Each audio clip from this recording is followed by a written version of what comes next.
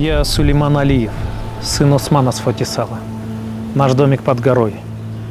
Сегодня утром я проснулся очень рано. От скрипа двери, выбитой солдатской ногой. Я плохо помню, что случилось дальше. Крик мамы и сестры.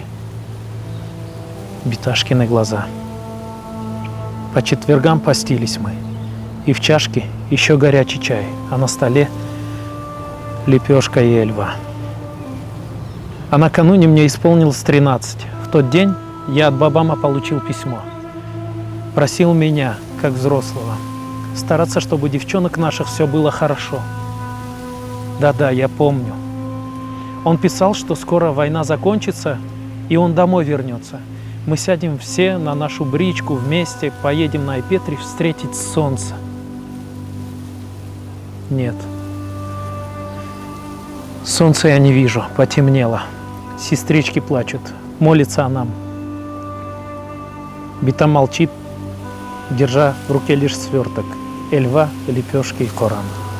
Битам всегда нам говорила, Коран то назидание для нас. Что вера это наша, сила, не позволяла пропускать намаз.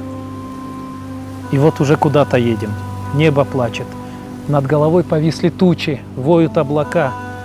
Сестренка в рукаве старанно прячет сережки золотые, мамины и 2 кольца. А что случилось дальше, я не знаю. Вагоны, поезд, шум, конвой. В пустынном поле утром рано наш поезд стал. Меня послали за водой. Да, за водой. Вот почему я с флягой. Меня послали за водой. Я не нашел ее. Как жарко. И путь железный был пустой.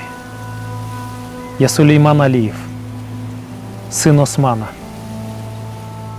И мне 13, вот уже не первый год. Когда-нибудь, поздно или рано, она вернется и меня найдет.